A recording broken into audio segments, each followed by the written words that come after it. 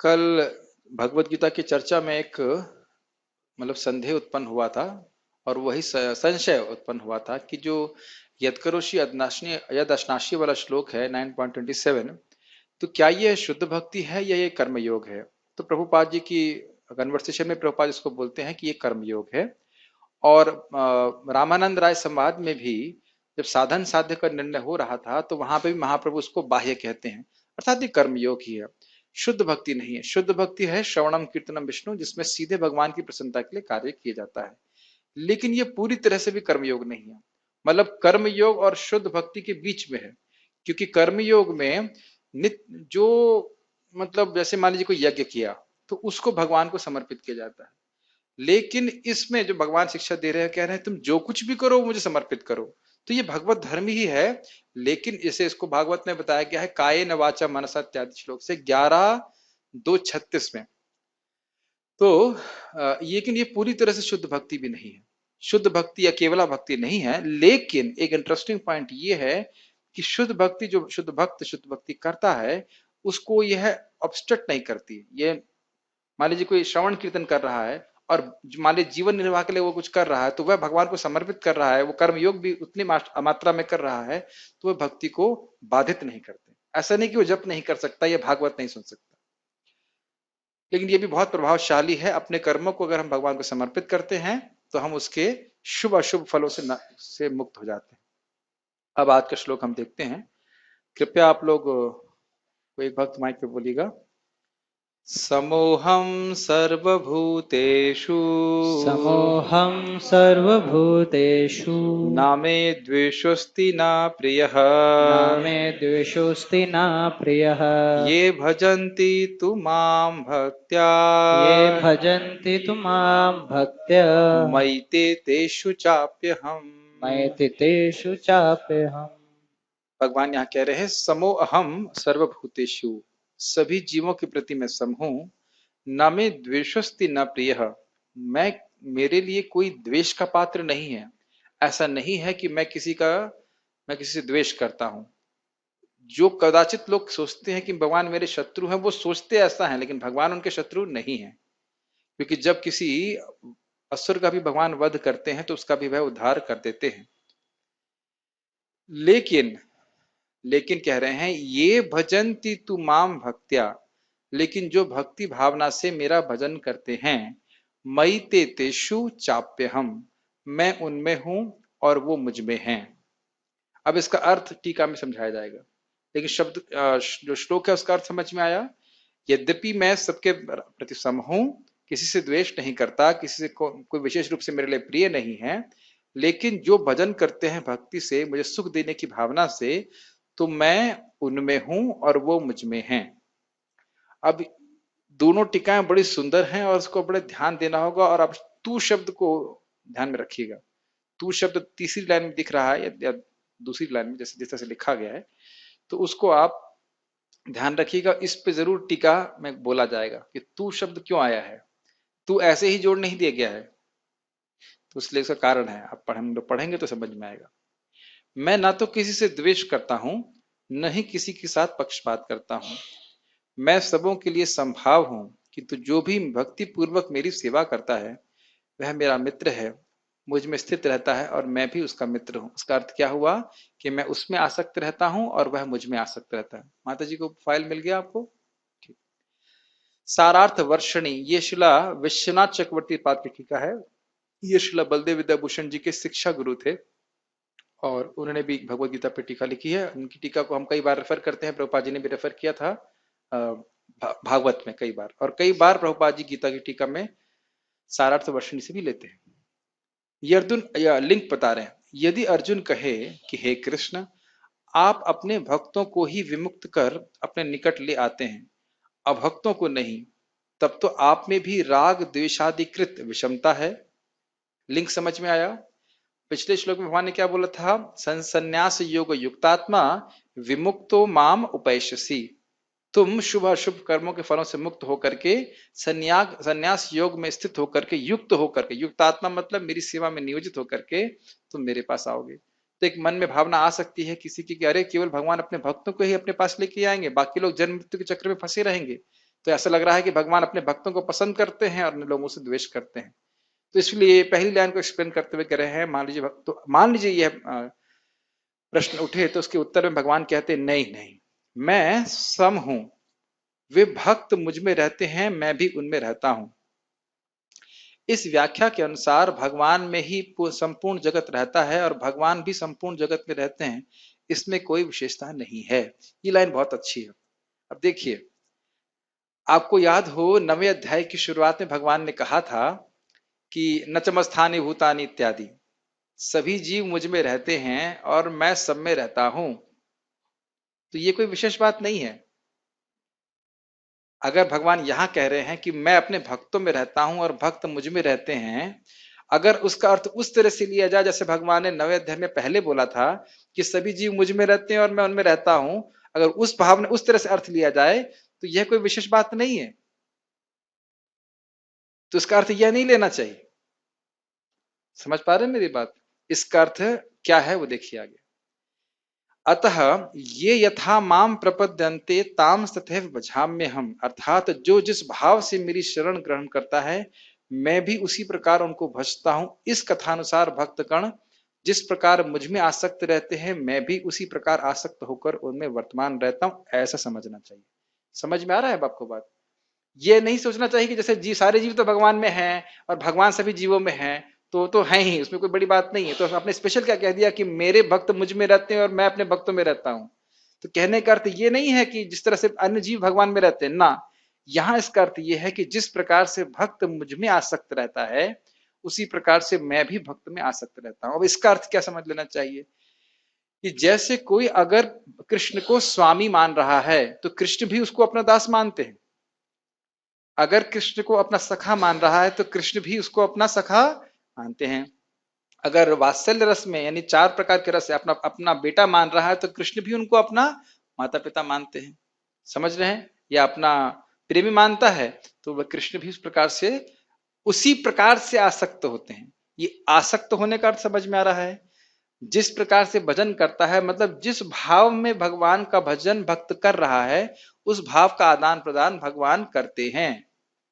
यह नहीं सोचना चाहिए कि केवल बस भगवान में है और भगवान उसमें है, यह नहीं लेना चाहिए। वो तो है ही सभी जीवों के प्रति, चाहे भजन करे या ना करे। क्या ये सूक्ष्म बात आपको समझ में आ रही है? मोहित प्रभु समझ में आ रही है? बहुत टफ हो रहा है। Good boy. अब जो दृष्टांत दे रहे हैं ये बहुत सुंदर है, बहुत ध्यान पूर्वक सुनिए इसको। इस विषय में कल्प वृक्षादि के दृष्टांत को आंशिक ही समझना चाहिए। क्या दृष्टांत था कल्प वृक्ष का? भगवान को एक की उपमा कल्प वृक्ष से दी जाती है कि जो व्यक्ति कल्प वृक्ष के पास जाता है उसकी जो इच्छा होती है कल्प वृक्ष उसको वह दे देता है। इस कारण से कल्प वृक्ष में कोई विषमता नहीं है। अगर कोई आम मांग रहा है तो आम दे रहा है, कोई तरबूज मांग रहा है तो तरबूज दे रहा है। तब ये नहीं कह सकते कि कल्प वृक्ष विषम है, क्योंकि कल्प वृक्ष सबके सबकी इच्छा के अनुसार दे रहा है। ये बात समझ में आ रही है? तो भगवान की समता को समझाने के लिए बताई गई थी बात। ये बात क्लियर है? लेकिन कोई भी उपमा भगवान को पूर्ण तरह से समझा नहीं सकती। अब इसको देखिए, मैं खाली आपको उपमा समझाई थी, अब देखिए क्या बोल रहे, बहुत सुंदर टीका। वस्तुतः इसमें कहां गया मैं, क्योंकि जो फल की आकांक्षा से कल्प वृक्ष के आश्रित होते हैं वस्तुतः वे कल्प वृक्ष में नहीं उसके फल में आसक्त होते हैं। तो यहाँ पे क्यों उपमा आंशिक हुई? क्योंकि जो भक्त भगवान का आश्रय लेते हैं वह केवल संसार मृत्यु के चक्र से छूटने के लिए आश्रय नहीं ले रहे हैं, वे भगवान में आसक्त होते हैं। जो भगवान से प्रेम चाह रहा है, जो भक्त हैं जो भगवान से प्रेम चाह रहे हैं, तो प्रेम चाहने का अर्थ क्या हुआ? वो भगवान को ही चाह रहे हैं। क्या ये बात समझ में आ रही है? क्लियर है? तो ऐसा कल्प वृक्ष के संग लोग नहीं करते हैं, वो कल्प वृक्ष से कुछ चाहते हैं। लेकिन बहुत सूक्ष्म बात है, जब भक्त भगवान से चाहता है कि भगवान आपके चरणों में प्रेम हो, तो वो क्या चाह रहा है? वो भगवान को ही चाह रहा है। समझ रहे? ओके। कल्प वृक्ष भी अपने आश्रित के प्रति आसक्त नहीं होता है और आश्रित से वैर रखने वाले के प्रति भी द्वेषी नहीं होता है। ये बात समझ में आई? जो कल्प वृक्ष की आश्रय ले रहे हैं उसके प्रति उसका कोई प्रेम नहीं होता है। जो वस्तु मांगता है वो दे देता है। लेकिन भगवान की जो भजन करते हैं, भगवान उनके प्रति वात्सल्य से युक्त रहते हैं। अंतर समझ में आ रहा है? यहां तक कि भौतिक इच्छा से आने वाले भक्त को भी भगवान बड़े प्रेम से देखते हैं। जैसे आप लोगों ने याद हो 7वें अध्याय में बोला था भगवान ने, चतुर्विधा भजन्ते माम जरा सुकृत अर्जुन, उसके बाद वो क्या बोलते हैं, उदारा सर्व एवेते, सब सभी बड़े उदार हैं। तो भगवान उनको सराहना करते हैं। अंतर समझ रहे हैं? ओके।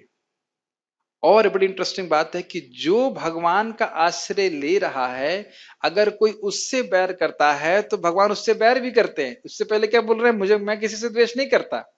लेकिन अगर कोई भक्त से द्वेष करता है तो भगवान उससे उसको बैर रखते, उसको मारते भी।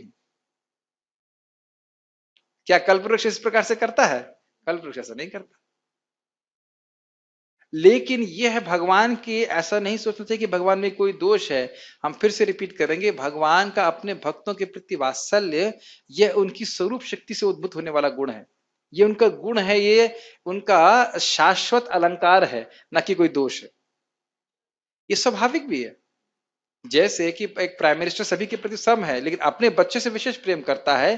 अगर कोई बच्चे को दोष, मतलब कुछ मारेगा, स्वाभाविक है कि उसका वो दंड देगा उसको। ठीक है। किंतु भगवान भक्तों के वैरी को अपने हाथों से हनन करते हैं। ये भी इंटरेस्टिंग है। दूसरे के द्वारा नहीं मरवाते, खुद मारते हैं। छोटा सा मैं पास टाइम सुनाऊंगा आपको इस संबंध में। ये शायद आप लोग, बहुत सारे लोग इस कथा को जानते होंगे कि एक बार अकबर से बीरबल ने पूछा कि भगवान को आने की क्या जरूरत है, वो तो शक्तिशाली है, सब कुछ कर सकते हैं अपने संकल्प से, भक्तों को भी बचाने के लिए भगवान को आने की क्या जरूरत है। तो बीरबल ने कहा ठीक है, मैं समय आने पे आपको उत्तर दूंगा। तो एक बार उनने जानबूझ करके अकबर के बच्चे के जैसी डॉल बनवाई, देखने में बच्चे जैसी बिल्कुल लग रही थी, और उसको लेकर के अपनी गोदी में लिए हुए थे उसको। और अकबर यही सोचे थे कि मेरा बच्चा बीरबल के हाथ में है, और वह उसको लेकर के नदी में जा रहे थे। और अकस्मात बीरबल ने उस डॉल को, गुड़िया को पानी में फेंक दिया। तो अकबर विचार भी नहीं किया कि बच्चा है, गुड़िया, तुरंत कूद गए। ध्यान दीजिएगा, ऐसी गुड़िया होती है। यहाँ बलराम हॉल में एक भक्तों ने नाटक किया था, एक बच्चे की गुड़िया लेके आए थे, बिल्कुल लग रहा था कि बच्चा ही है। एकदम बड़ा होता है, इस तरह गुड़िया बना सकते हैं लोग। तो ऐसे कर दिया। तो अकबर ये नहीं सोचे कि, अकबर ने ये सोचा नहीं कि अरे तट पे तो मेरे सैनिक हैं, वे बचा लेंगे, या बीरबल बचाएगा, या कुछ होगा। तुरंत पानी में कूद गए। और फिर जब उसे निकाल के लाए तो क्या देखा, अरे तो गुड़िया है। तो बीरबल ने पूछा कि अरे आप ऐसे कैसे तुरंत कूद गए, सैनिक थे, मैं था, सब कुछ था। तो कहते नहीं नहीं, मुझे लगा मेरा बच्चा है। इसीलिए भगवान आते हैं। समझ में आया? तो भगवान अपने भक्तों के उद्धार के लिए, क्योंकि भक्तों से प्रेम होता है, इस कारण से आते हैं।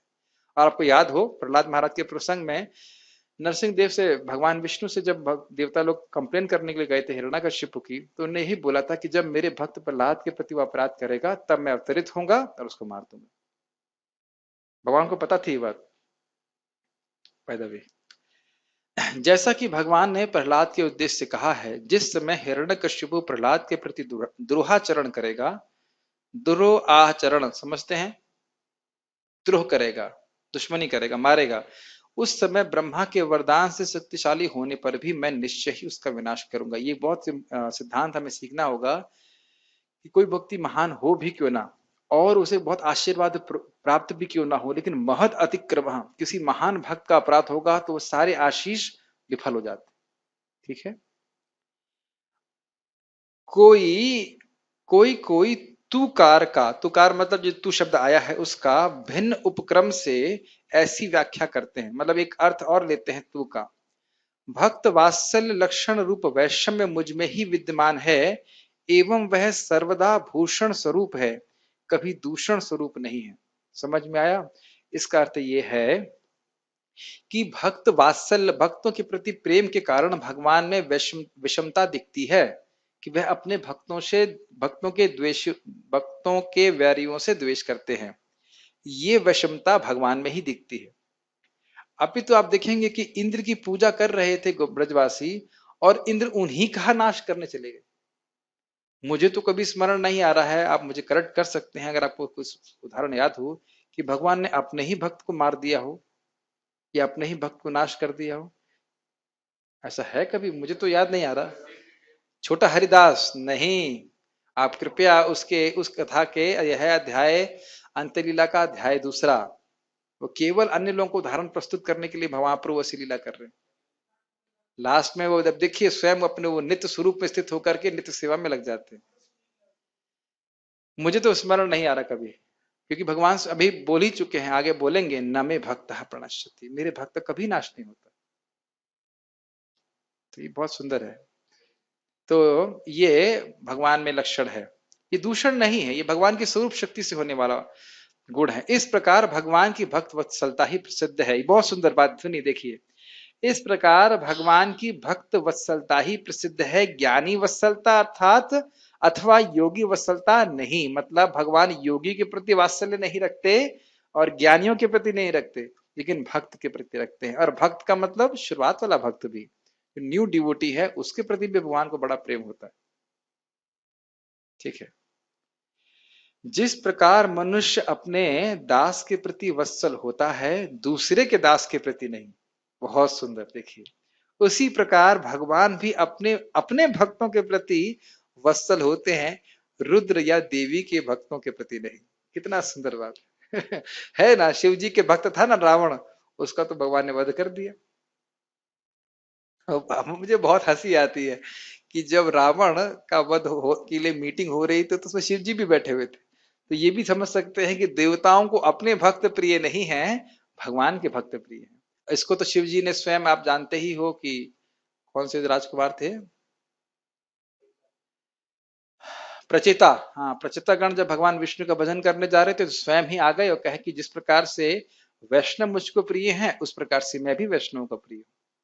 तो ये स्पष्ट हम देख रहे हैं कि, या फिर हमने भी देखा कि जड़ भरत की रक्षा माता काली ने करी, अपने ही भक्तों को मार दिया, अपने भक्तों की गर्दन काट दी, और भरत महाराज पे एक कील भी नहीं लग पाई। इस प्रकार से वैसे एक मन में एक प्रश्न आ रहा है कि भरत महाराज को नहलाने धुलाने की सेवा तो उन डकैतों ने करी थी, तो क्या महाभागवत की कुछ सेवा का उनको लाभ मिला हुआ कि नहीं? वैसे तो इन्होंने मारने के लिए किया था, सेवा नहीं करी थी। लेकिन हाँ, हिरण्यकश्यप भी ब्रह्मा जी का भक्त था, उसको भी भगवान ने आके मार दिया। ठीक है। गीता भूषण टीका, इसमें थोड़ा सा फ्लेवर चेंज होगा, हल्का सा, कुछ कुछ बातें वही रहेंगी, कुछ कुछ बातें चेंज होंगी। आप अपने भक्तों को मुक्त करके अपने पास ले आएंगे, परंतु अभक्तों के साथ आप ऐसा नहीं करेंगे। आप तो सर्वेश्वर हैं, तो क्या इस तरह से आप पर विषमता का दोष नहीं लगेगा? ये बात तो कॉमन थी, इसको हम डिस्क्राइब नहीं करेंगे। सभी जीव अपने विषम स्वभाव, रूप और योनि, जैसे देव, मानव, पशु, चराचर आदि, आचार ठीक से नहीं लिखा गया है, पता नहीं क्या लिखा, आदि को अपने कर्मों के कारण पाते हैं। और मैं सृष्टिकर्ता, सर्वेश्वर, सर्वपालक इस संबंध में सभी के प्रति सम हूं, जैसे वर्षा ऋतु सभी प्रजाति के बीजों पर समान रूप से बरसती है। ये समझ में आ गई लाइन? मतलब भगवान वही बात समझा रहे हैं कि सब लोग अपनी अपनी कर्मों के अनुसार विभिन्न योनियों को प्राप्त हैं। इसमें मैं, इस मामले में मैं सम हूं। जैसे वर्षा गिरती है समान रूप से, बीज के अनुसार पेड़ उगता है। ये तो आप समझते हो, समझाने की जरूरत नहीं। मैं किसी के भी प्रति द्वेष या प्रियता के भाव से रहित हूं। इसको आपको याद रखना होगा कि इस जगत में हम द्वेष क्यों करते हैं। हम लोग, माइक में बताइए, हम लोग द्वेष, किसी से द्वेष या किसी को प्रिय क्यों मानते हैं? क्योंकि हमको उससे ज्यादा महान बनना का भावना होती है। ठीक है, और कोई उत्तर नहीं, गलत नहीं बोल रहे हैं, लेकिन और थोड़ा सोचिए क्लियर, हम राग और द्वेष क्यों होता है? हम लोग इंद्रतुति में जो कोई बाधा देता है उसके साथ द्वेष यस, करते हैं, यस, और इंद्रतुति में सहयोग करता है उसकी मित्रता करते हैं। बिल्कुल सही, सही उत्तर है। एक्स्ट्रा प्रसाद मिलेगा कल, उनके लिए जूस बनाइएगा एक्स्ट्रा। बिल्कुल सही उत्तर दिया। देखिए, ये सुनने का प्रभाव होता है। मैं बहुत कन्विंस हूं इस संबंध में कि बार बार सुनते सुनते सुनते सुनते वो बातें आसानी से ये समझ में आने लग जाती हैं, और उनको अपने जीवन में भी देखते हैं।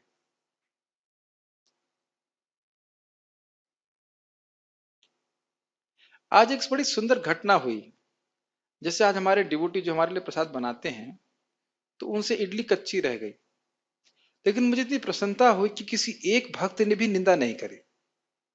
ठीक है, उसको नहीं खा सकते क्योंकि हमारा पेट खराब हो जाएगा। मैं बहुत प्रसन्न था, एटलीस्ट मेरे कान में किसी भी भक्त के द्वारा उस भक्त की निंदा या गुस्सा नहीं हुआ। क्योंकि हम जानते हैं उनका उद्देश्य कच्चा बनाना नहीं था। भले ही हमारे कोट एंड कोट इंद्रिय तृप्ति में बाधा आई, लेकिन भक्त लोग सहन कर लिए। ठीक है, नहीं इडली खा ली, राइस खा ली, कोई बात। आज में बहुत ध्यानपूर्वक देखिए, हम सोचेंगे कि पैसे से तरबूज खा लेंगे, खा पाए आज हम लोग? देख लीजिए, सोचेगा कि पैसा होगा तो हम तरबूज खा लेंगे, है ना, पैसा होगा तरबूज खरीद लेंगे। हाँ आपका भाग कैसे था? लेकिन मैं खाली ये बोल रहा हूं कि एक भी भक्त ने नहीं किया। ये सहनशीलता हमें डेवलप करना चाहिए, ये ऐसा होगा। मुझे बहुत अच्छा लगा ये। अच्छा, दूसरा बात, अब ये भी देख लो कि हमारे तरबूज जो है, आज कितना आश्चर्य की बात है कि बोरे के बोरे तरबूज काट रहे हैं, सारे तरबूज सड़े निकले, एक भी तरबूज नहीं खा सके। तो कहने का अर्थ ये है कि सबके कर्मानुसार सबको प्राप्त होता है, केवल धन मात्र से हमें भोग प्राप्त नहीं होता। भगवान की व्यवस्था था कि तरबूज जो है वो कोई और ही खाए, हम नहीं खाएं कम से कम। तो खैर, बात हम ये कर रहे थे, अपने कर्मानुसार व्यक्ति अपने को विभिन्न भोग प्राप्त कर रहा है, उसको प्राप्त है, और इसमें भगवान सभी के प्रति सम है, जैसे वर्षा। ठीक है, तू शब्द भक्त और अभक्त के मध्य अंतर प्रदर्शित कर रहा है। तो देखिए, अब तू का अर्थ, तुकार का अर्थ चक्रवर्ती बात थोड़ा सा अलग तरह से लिए, और यहाँ पे तू शब्द जो है ये भगवान दिखा रहे, तू मतलब लेकिन लेकिन अपने भक्तों के प्रति। तो तू शब्द भक्त और अभक्तों को अलग कर रहा था। आप देख सकते हैं एक ही श्लोक को दो आचार्य अलग अलग तरह से समझा रहे हैं, कोई विरोधाभास नहीं है, उसको अलग अलग एंगल से देख रहे हैं। यद्यपि मैं सभी के प्रति सम हूं, आप देखिए स्पष्ट कर रहे हैं, फिर भी जो श्रवण आदि के द्वारा मुझे प्रसन्न करते हैं वे मुझ में ही निवास करते हैं, क्योंकि उनका मेरे प्रति आकर्षण होता है। कभी आपने सोचा कितना बड़ा सूत्र प्राप्त हो रहा है? भगवान को प्रसन्न करने के लिए कोई भी और अधिक कुछ ना कर सके, केवल सुन रहा है। प्रभुपाद जी तात्पर्य बड़ा सुंदर लगते हैं कि भगवान को हम पढ़ने के द्वारा सेवा कर सकते हैं, उनके बारे में सुनने के द्वारा सेवा कर सकते हैं, उनके द्वारा उनको उनके बारे में बोलने के द्वारा सेवा कर सकते हैं, कुछ भी नहीं है तो। और अद्भुत बात यह है कि श्रवण कीर्तन सबसे प्रभावशाली भक्ति है, सबसे प्रभावशाली भक्ति। इसीलिए प्रभुपाद जी कहते हैं केवल बैठने मात्र से प्रगति होती है। श्रवण, और श्रवण का अर्थ समझ लीजिए, श्रवण का अर्थ है कानों से भगवान के जो नाम रूप गुण लीला है वो स्पर्श करे। इसमें मन का की बात नहीं आ रही है कि आपका मन जो है मतलब समझे उसको, बुद्धि समझे, वो आगे की बात है। केवल कान से स्पर्श कर जाए तो। ये भक्ति स्वामी सिंधु में इसका वर्णन किया गया। समझ रहा है इसका मतलब? समझ रहे हैं इसका मतलब ये कि मान लीजिए मैं अभी हेब्रू में बोलना चालू कर दूं भगवान की महिमा, और आप लोग बैठे रहें, लेकिन मैं अगर प्रमाणिक रूप से उर्दू बोलूं या कुछ और बोलूं और जो आपको ना समझ में आए तो भी प्रगति होगी, और अगर समझ में आए तो फिर तो कहना ही क्या। समझ में आ रहा? ठीक। तो जो प्रभुपाद जी इसको बोलते हैं कि जब कोई व्यक्ति भगवत गीता पढ़ता है, तेषम ज्ञानी नित्य युक्ता पे बोलते हैं कि जो कोई व्यक्ति भगवत गीता पढ़ता है तो भगवान बड़े प्रसन्न होते हैं। क्यों प्रसन्न होते हैं? कहते हैं अरे कोई तो इस जगत में भी गीता पढ़ता नहीं है, ये देखो मेरा बच्चा गीता पढ़ रहा है। Krishna becomes extremely please. भगवान बड़े प्रसन्न होते हैं, अरे मेरा नाम जप कर रहा है, अरे मेरे बारे में पढ़ रहा है, सुन रहा है, इस प्रकार से बहुत प्रसन्न होते हैं भगवान। और स्वाभाविक रूप से जो भगवत गीता सुनना चाहता है, कीर्तन करना चाहता है, उसका भगवान के प्रति आकर्षण है, तभी तो वैसा करना चाहता है। तो यही आकर्षण प्राप्त करने की और बढ़ाने की तरीका। यद्यपि मैं भगवान हूं, यस प्रभु, मुझ में यही तो बात है। मुझ में निवास करने का मतलब है कि भगवान, अच्छा चलिए ऐसे समझिए, माइक दीजिए प्रभु जी को। नहीं, आप ही के संग घटित नहीं होता, सबके संग होता है। क्या कभी आपका किसी से झगड़ा हुआ है? मतलब नहीं प्रभु जी, मैं तो सबके प्रति सम हूं। नहीं झगड़ा तो हुआ है। हुआ है। जब झगड़ा होता है तो आप किसका स्मरण करते हैं? क्या उत्तर?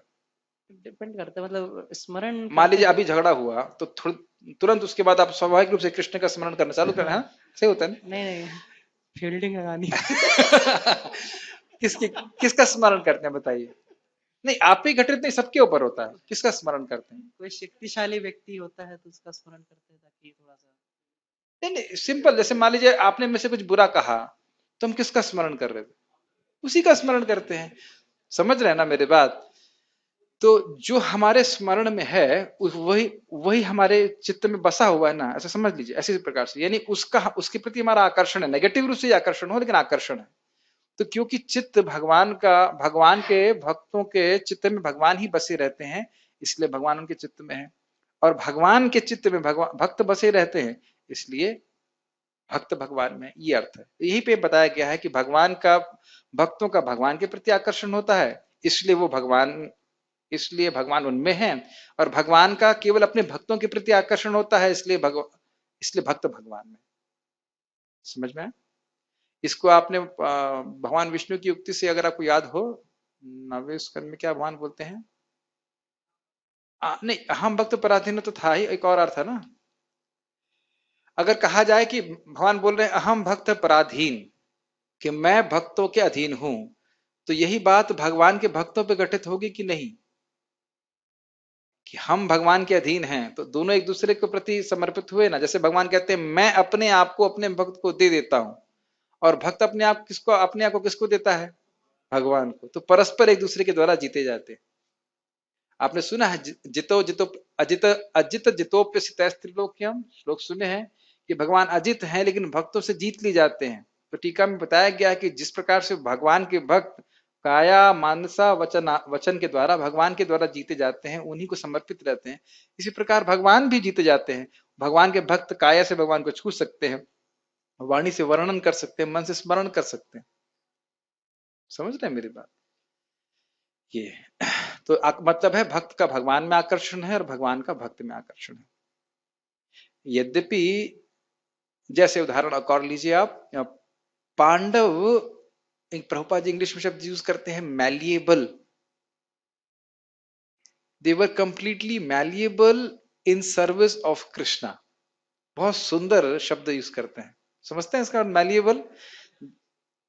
एकदम पीट पीट के पतला कर दिया जाए, कोई भी आकार दे दीजिए, कोई भी आकार दे दीजिए। तो भक्त पांडव जो है किसी भी परिस्थिति में रहकर कृष्ण की सेवा करना चाहते हैं, तो भगवान भी उसी प्रकार से किसी तरह से भी भक्तों की सेवा करना चाहते हैं, दूत बन जाते हैं, गुरु बन जाते हैं।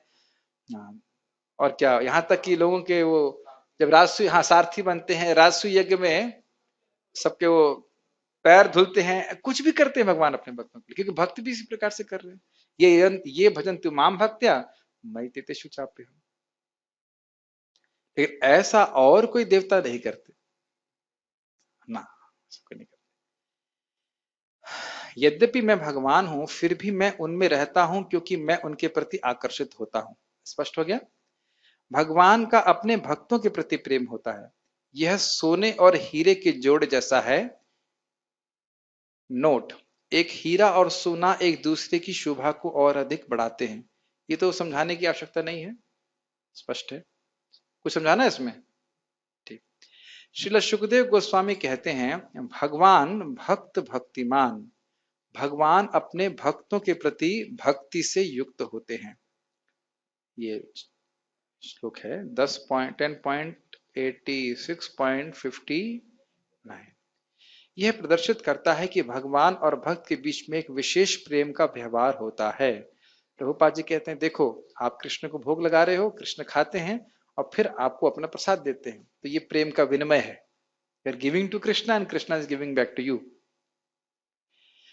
यदि ऐसा नहीं होता तो तू शब्द के द्वारा व्यर्थ ही विशेष बल देने का दोष इस श्लोक में आ जाता। तो तू शब्द दिखा रहा है कि भगवान का विशेष प्रेम है, भक्त लोग एक विशेष कोटि में है, कोटि मतलब श्रेणी में है, भगवान का विशेष प्रेम होता है उनके प्रति।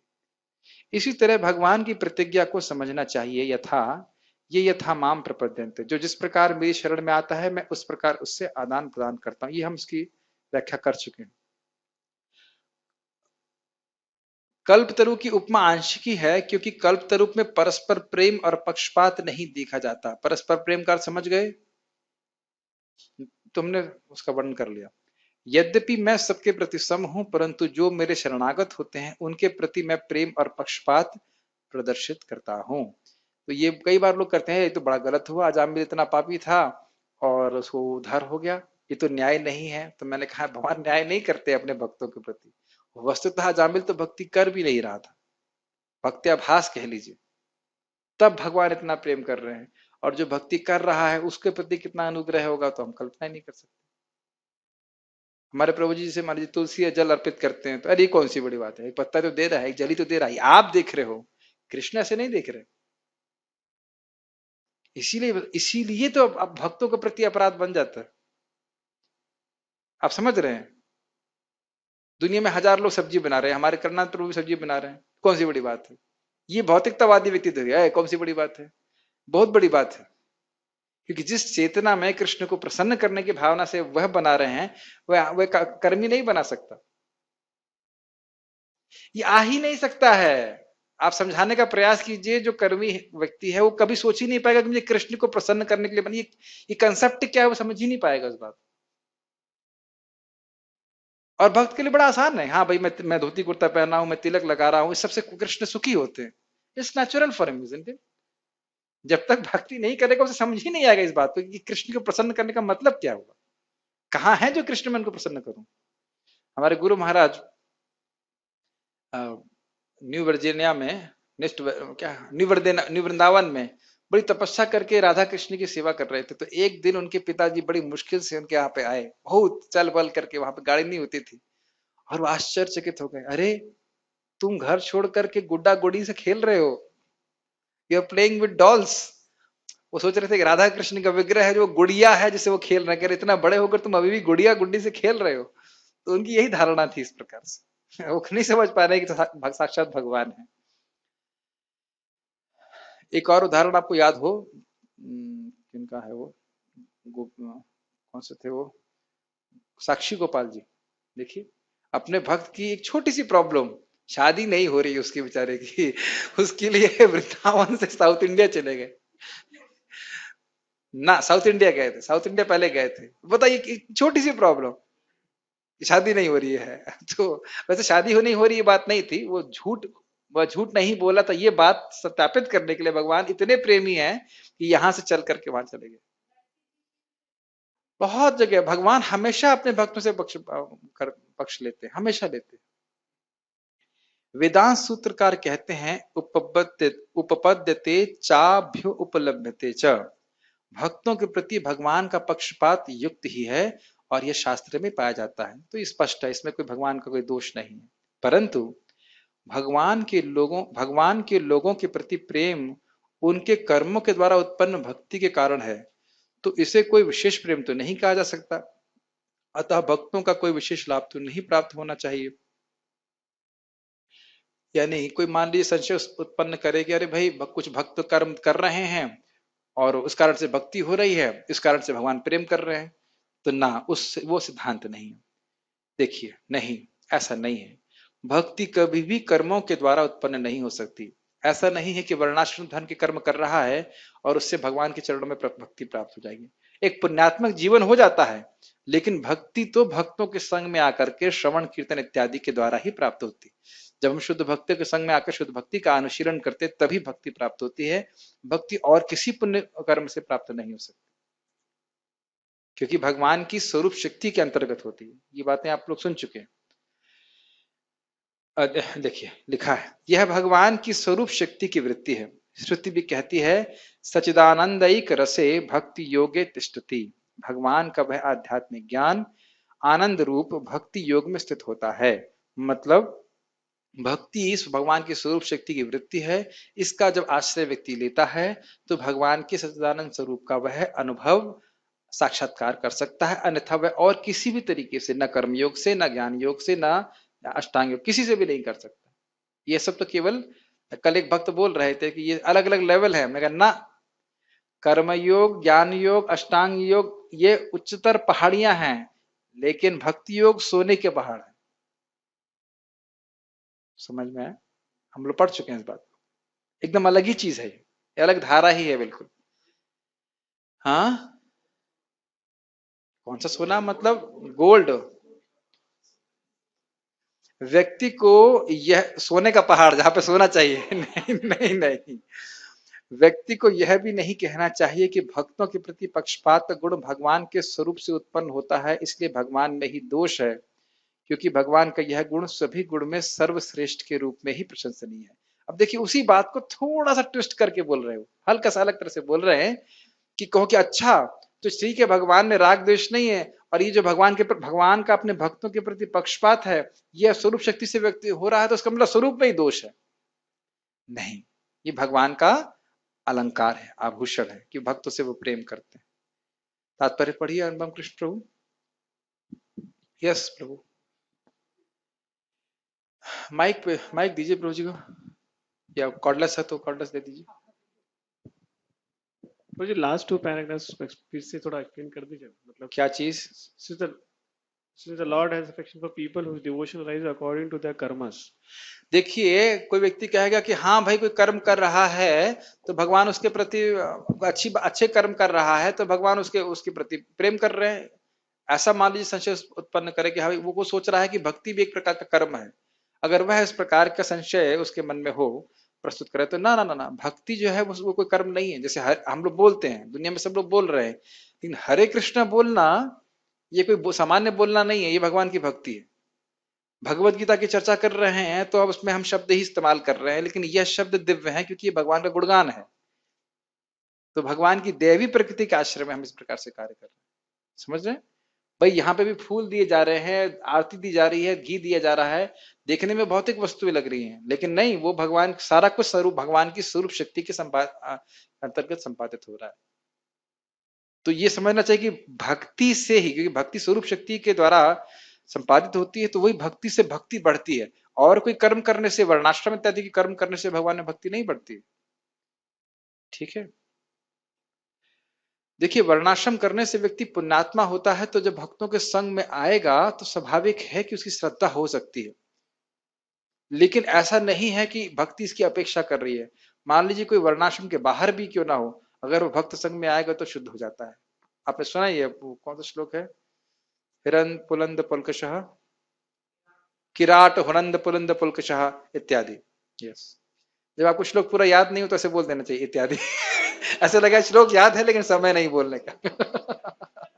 ठीक है। तात्पर्य, यहाँ पर प्रश्न किया जा सकता है कि जब कृष्ण का सबों के लिए संभाव है और उनका कोई विशिष्ट मित्र नहीं है, तो फिर वे उन भक्तों में विशेष रुचि क्यों लेते हैं जो उनकी दिव्य सेवा में सदैव लगे रहते हैं?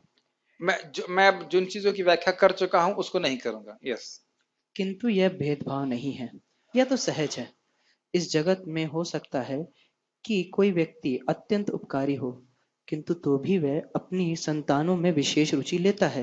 यस, ये प्रभुपाद जी एक जगह और भागवत की टीका से लिख रहे हैं कि एक दानी व्यक्ति गरीबों को दान करता है लेकिन अपने बच्चों से विशेष प्रेम करता है। बहुत सुंदर टीका है। यस, भगवान का कहना है कि प्रत्येक जीव चाहे वह जिस योनि का हो उनका पुत्र है, अतः वह हर एक को जीवन की आवश्यक वस्तुएं प्रदान करते हैं। वह उस बादल के सदृश हैं जो सबों के ऊपर जल वृष्टि करता है, चाहे यह वृष्टि चट्टान पर हो या स्थल पर या जल में हो। एक बात ध्यान रखिएगा कि हो सकता हो कि आपने तात्पर्य पढ़ा हो, तब आपके मन में एक संशय आ सकता है कि मुझे प्रवचन में आने की क्या आवश्यकता है। आवश्यकता इसलिए है कि जितनी बार इसको सुनेंगे आपकी भक्ति बढ़ रही है। जैसे आप लोगों को पता है ना, इडली सांभर कैसा होता है, दाल चावल का स्वाद कैसा होता है, तो आप कभी सोचते हैं कि भाई हम रोज क्यों खाएं इसको? क्यों भाई सोचते हैं?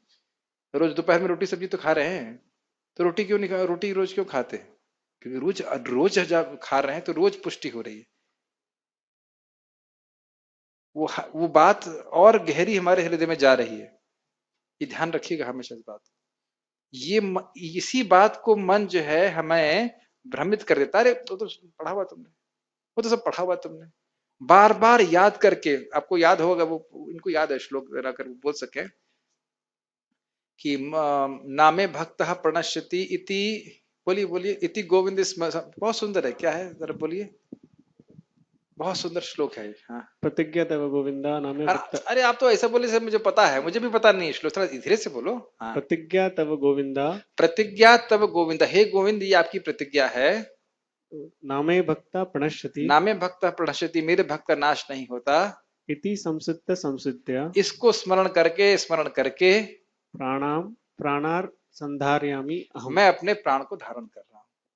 ज्यादा कुछ नहीं कर रहा है वो, केवल यही याद रख रहा है कि कृष्ण के भक्त का कभी नाश नहीं होता। तो इनको बार बार स्मरण करना है, बार बार स्मरण करना है, श्लोकों को की व्याख्या को स्मरण करना है, तो हमारे हृदय में और धसती है ये बात। यस, किंतु भगवान अपने भक्तों का विशेष ध्यान रखते हैं। ऐसे ही भक्तों का यहाँ उल्लेख हुआ है। वे सदैव कृष्ण भावनामृत में रहते हैं, फलतः वे निरंतर कृष्ण में लीन रहते हैं। कृष्ण भावनामृत शब्द ही बताता ये है कि कृष्ण में लीन रहते हैं कि व्याख्या प्रभु जी करिए। कृष्ण के सदैव चिंतन करते हैं, उनके बारे में श्रवण करते रहते हैं, हाँ, तो भगवान में ही निवास करते हैं। यस, उनकी इच्छाएं कृष्ण को संतुष्ट करने के अलावा और कहीं उससे इतर इच्छा नहीं होती। यस, कृष्ण भावनामृत शब्द ही बताता है कि जो लोग ऐसे भावनामृत में रहते हैं वे सजीव अध्यात्मवादी हैं। सजीव आध्यात्मवादी मतलब लिविंग ट्रांसेंडेंटलिस्ट। इंग्लिश में क्या लिखा है? हाँ, लिविंग ट्रांस, जीते जागते वे मुक्त पुरुष हैं। यस, और उन्हीं में स्थित हैं। अगर मैं ऐसा कहूं कि जो व्यक्ति कोरोना से इन्फेक्टेड है तो वह लिविंग वायरस है, वो मूर्तिमान वायरस है, मानेंगे? यस, वायरस दिखे ना दिखे, वो छुएगा जिसको, वो छींक देगा किसी के ऊपर तो वह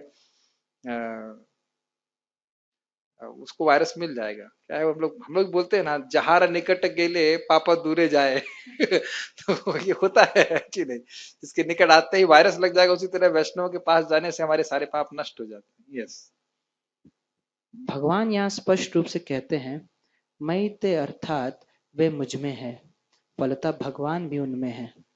इससे ये यथा माम प्रपद्यते ताम तथैव भजाम्य हम की भी व्याख्या हो जाती है। जो भी मेरी शरण में आ जाता है उसकी मैं उसी रूप में रखवाली करता हूँ। यह दिव्य आदान प्रदान कभी कभी लोग कहते हैं अगर आप भगवान के प्रति 10% शरणागत हैं तो भगवान भी आपकी 10% रक्षा करेंगे। यह अर्थ नहीं है, ये अर्थ नहीं है। अजामिल बिल्कुल भी शरणागत नहीं था, केवल नाम उच्चारण कर रहा था, लेकिन भगवान ने उसको 100% प्रोटेक्शन दिया।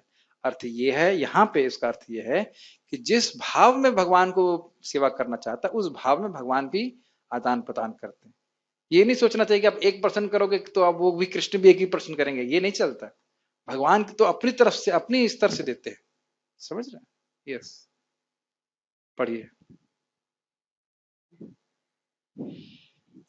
यह दिव्य आदान प्रदान भाव विद्यमान रहता है क्योंकि भक्त तथा भगवान दोनों सचेतन हैं। जब हीरे को ये सोने लाइन की आपको समझ अंगूठी, में आई? प्रभुपाद जी बहुत सुंदर तत्पर कर रहे हैं। कभी कभी हम भूल जाते हैं कि कृष्ण सचेत हैं,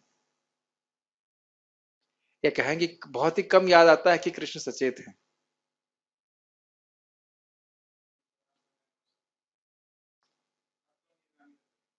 हर समय निगरानी कर रहे हैं, देखिए कहां गलती करता है, पकड़ू उसको, नरक भेजू नहीं, सचेत है मतलब बहुत सेंसिटिव है, बहुत सेंसिटिव है। और सेंसिटिव भी हैं, देखो कुछ लोग सेंसिटिव होते हैं तो मतलब बड़े टची होते हैं, बहुत जल्दी बुरा मान जाते हैं, लेकिन Krishna is very sensitive in the sense कि अपने भक्त के बड़े बड़े अपराध को भी वो नहीं देखते, और थोड़ी सी सेवा अगर करता है तो उसको बहुत मानते हैं। इस तरह से सेंसिटिव है, बहुत प्रेम करते हैं भक्तों से। ये बात हमने इससे पहले भी एक बार बताई थी आप लोगों को। वीर राघवाचार्य जी कहते हैं कृपण वत्सल का अर्थ क्या है, कि अगर उसके विपुल अपराध भी क्यों ना हो, बहुत सारे अपराध हों, लेकिन थोड़ा सा सेवा का लेश मात्र हो, तो भी कृष्ण उस पर कृपा करते हैं, उससे प्रेम करते हैं, थोड़ा सा भी सेवा की भावना हो। और अगर बहुत सेवा की भावना हो फिर तो कहना ही क्या। पढ़िए।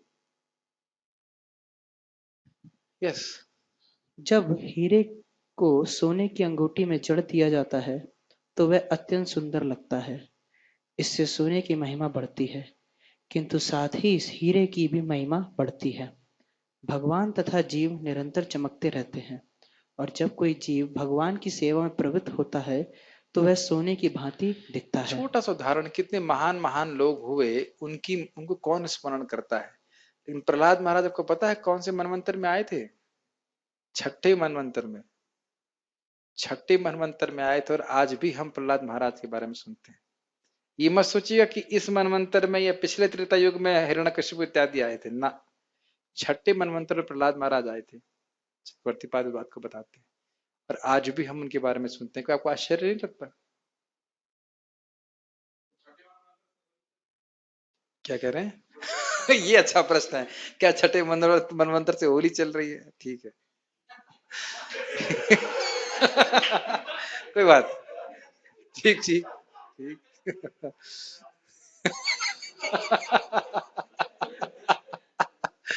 चलिए, ये तो खैर विनोद की बात है। लेकिन आप देख सकते हैं कि किस प्रकार से भगवान श्री राम, या भगवान तो खैर भगवान है ही, एक शुद्ध भक्त हो गया तो उसकी कितनी ख्याति। ध्रुव महाराज कब आए?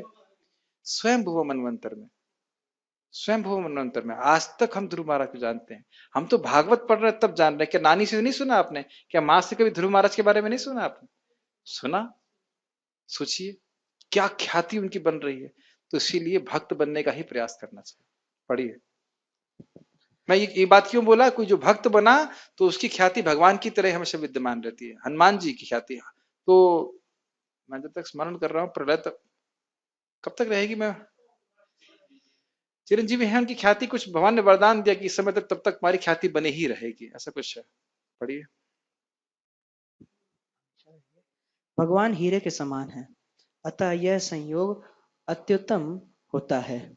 शुद्ध अवस्था में जीव भक्त कहलाते हैं। परमेश्वर अपने भक्तों को के भी भक्त बन जाते ये सब हैं। हमने व्याख्या कर ली है। यस, यदि- शुद्ध अवस्था में मतलब मूलतः हर जीव भगवान का शुद्ध भक्त है। आप सब लोग हैं, मैं भी हूं। नहीं डाउट है आपको? अपनी व्याख्या कर रहे हैं, अपना अपना गुणगान कर, नहीं, हम सभी लोग मूलतः भगवान कृष्ण के दास हैं। बस भूल गए हैं, बीमारी से ग्रसित हैं। अगर हम भक्ति करते रहे, और ध्यान दीजिएगा ये जीवन में पकड़ के चलिए, सबसे महत्वपूर्ण है श्रवण कीर्तन। हमारे चित्त पे सीधे कार्य करने वाला, इसको कॉम्प्रोमाइज कभी नहीं करना चाहिए। ये सबसे महत्वपूर्ण सेवा है। मैं बार बार रिपीट कर रहा हूं, और वही लोगों को समझ में आएगा जो श्रवण कीर्तन करने के लिए आते हैं। जो श्रवण नहीं करते उनको ये मालूम ही नहीं चलेगा कि श्रवण सबसे महत्वपूर्ण है ना। जो लोग भगवान के बारे में नहीं सुन रहे हैं उनको कभी मालूम नहीं चलेगा कि श्रवण करना सबसे महत्वपूर्ण है। ये प्रॉब्लम है। और सॉल्व कैसे होगी? हो ही नहीं पाएगी, तो सुनेंगे ही नहीं, और उनको मालूम चलेगा नहीं कि श्रवण सबसे महत्वपूर्ण है। बिकॉज भक्ति में एटीट्यूड ही सारा सारा गेम करते हैं। सारा एटीट्यूड का गेम है, और किस प्रकार से हमारा मनोवृत्ति होती है वह हमारे श्रवण पे निर्भर करती है। पढ़िए। प्रभु जी, कोई भी एक अंग को व्यक्ति पकड़ ले तो उसी से उसका सिद्ध हो सकता है ना? ना यहाँ ना भी, सॉरी, ना भी, और हाँ, कभी हाँ कभी ना। ये पिक्चर का नाम था वैसे। अगर हमको नामापराध के बारे में कभी नहीं बताया जाता तो क्या हम प्रगति करते? नहीं नहीं, कोई भी अगर अंग ले एक लें, जैसे मान ली किसी को सेकंड, अर्चना रिलैक्स रिलैक्स रिलैक्स। यह आप प्रश्न क्यों कर रहे हैं? अरे उत्तर दीजिए, आप उत्तर दीजिए, क्योंकि तभी समझ में आएगा कि मैं क्या कहना समझ चाहता रहा हूँ, आप ये कहना चाहते हैं कि ये चीज कैसे मैं सुन के। हूं। यस। तो यानी कि श्रवण जो है वह सभी भक्तियों का आधार है। अगर मैं कहूं कि यादवपति प्रभु आपको रोज तुलसी और जल देना है, अगर इन्हें सुना नहीं है इस बात को कि तुलसी जल देने मात्र से कृष्ण अपने आप को दे देंगे, तो आप कहेंगे अरे मैं दुनिया में बहुत सारे कार्य कर सकता था, ये मुझे यही कार्य मिला है कि तुलसी और पत्ता और पानी पे मैं नहलाता रहूं। बिना शास्त्रीय श्रद्धा के, बहुत ध्यान पूर्वक सुनिए, शास्त्रीय श्रद्धा भक्तों के संग में शास्त्र सुन करके ही आती है। और यदि हम नहीं सुनते हैं तो श्रद्धा धीरे धीरे लुप्त हो जाती है। जैसे हम खाना नहीं खाते तो हमारी शक्ति धीरे धीरे कम होती जाती है।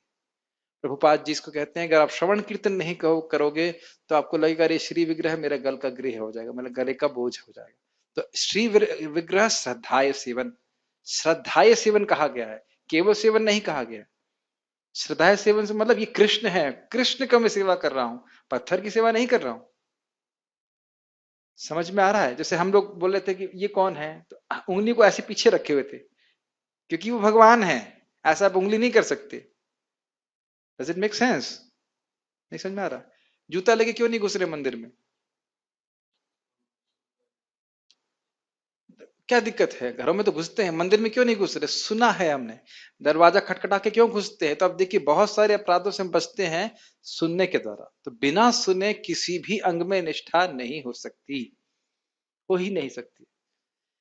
एक बार कृतु प्रभु से पूछ रहे थे भक्त, हम लोग वहां थे अजमेर में, एक माता जी उनकी शिष्या होंगी, वो पूछी हमारा 16 माला नहीं हो पाया है तो हमें क्या करना चाहिए, सुनने आना चाहिए कि जब करना चाहिए? तो कहते सुनोगे, सुनोगी तो करोगी, सुनोगी नहीं तो करोगी भी नहीं।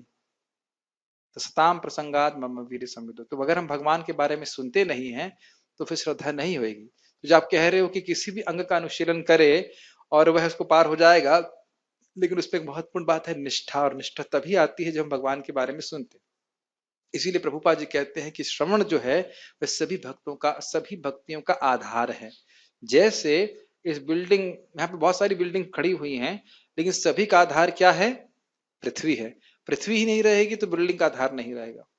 ऐसे ही प्रश्न प्रभुपाद जी से किया गया था, तो हमने स्पष्ट कई बार मैं बोल चुका हूँ। एक माता जी प्रश्न कर रही हैं कि ये माता जी कह रही हरे कृष्णा करेंगी और हम सुन आपकी पुस्तकें नहीं पढ़ेंगी।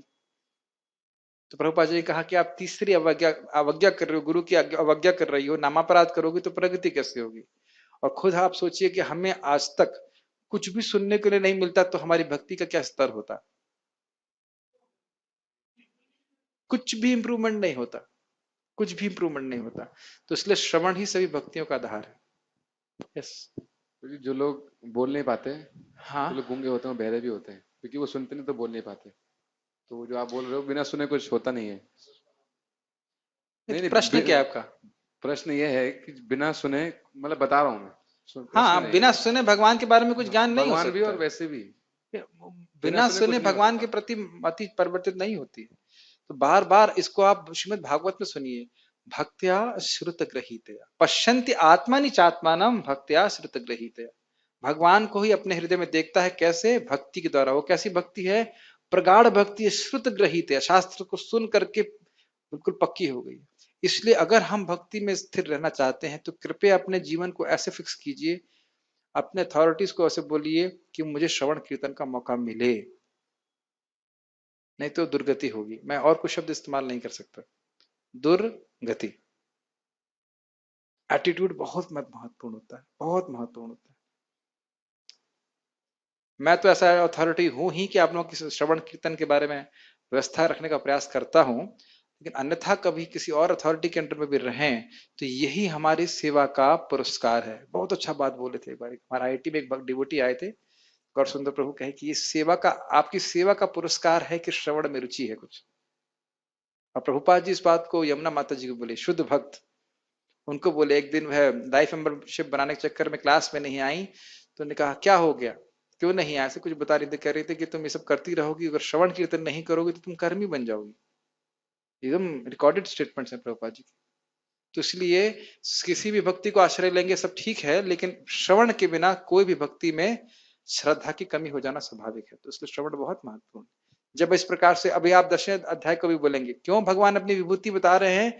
जब इन विभूतियों को भक्त सुनता है तो उसका भक्ति में उद्दीपन होता है, उसको प्रेरणा मिलती है भक्ति करने की, मुझे कृष्ण का भजन करना है। क्या इस श्लोक को देख करके आपको भक्ति करने की इच्छा नहीं होती? स्वाभाविक सी बात। तो इसलिए हमेशा ध्यान रखें दिव्य नाम और दिव्य ज्ञान।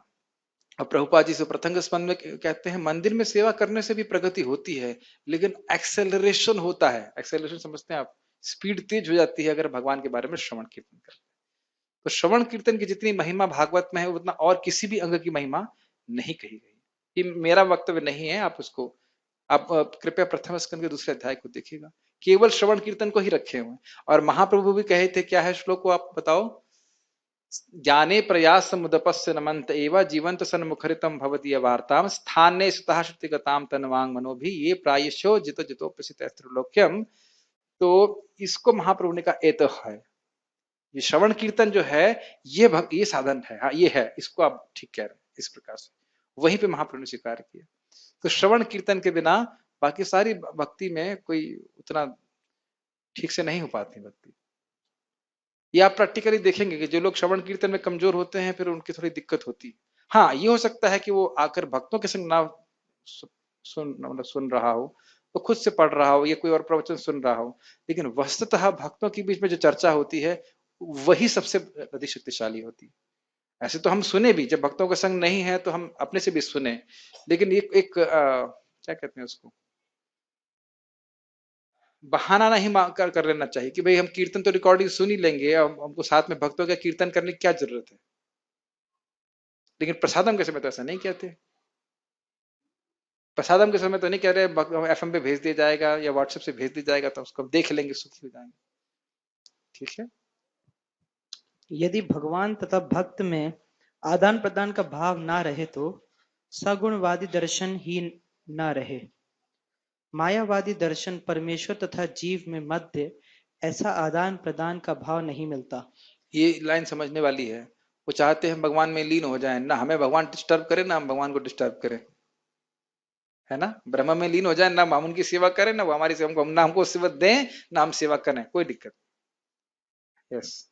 किंतु सगुणवादी दर्शन में ऐसा होता है। प्रायः यह दृष्टांत दिया जाता है कि भगवान कल वृक्ष के समान है और मनुष्य इस वृक्ष से जो भी मांगता है भगवान उसकी पूर्ति करते हैं। किंतु यहाँ पर जो व्याख्या दी गई है वह अधिक पूर्ण है। यहाँ पर भगवान को भक्त का पक्ष लेने वाला कहा गया है। इसकी व्याख्या हो चुकी है। यस। यह भक्त के प्रति भगवान की विशेष कृपा की अभिव्यक्ति है। भगवान के आदान प्रदान भाव में को कर्म के नियम के अंतर्गत नहीं मानना अब चाहिए। आप देख रहे हो प्रभुपाद जी टीका से ले रहे हैं कि नहीं दे रहे हैं, दिखाई पड़ रहा है। ऐसा नहीं सोचना चाहिए कि कोई कर्म अच्छे कर्म कर रहा है तो भगवान उससे प्रसन्न हो जाते हैं, ये ध्यान देना चाहिए। न प्रिय मतलब कोई अच्छे कर्म कर रहा है तो भगवान उसे प्रिय हो जाएगा, ऐसा नहीं है। जब तक भक्ति नहीं करेगा वो भगवान के प्रेम को या वात्सल्य का अनुभव नहीं कर पाएगा, वात्सल्य का कृपा पात्र नहीं बन सकता। यस। यह तो उस दिव्य अवस्था से संबंधित रहता है जिसमें भगवान तथा उनके भक्त कर्म करते हैं। भगवत भक्ति इस जगत का कार्य नहीं है। यह तो उस अध्यात्म का अंश है जहाँ शाश्वत आनंद तथा ज्ञान का प्राधान्य रहता है। मतलब ये भगवान की स्वरूप शक्ति का वृत्ति है। कोई प्रश्न है? ओके, चलो स्टॉप हियर। श्रीमद् भगवद गीता की जय। श्री प्रभुपाद की जय। ओ हाँ,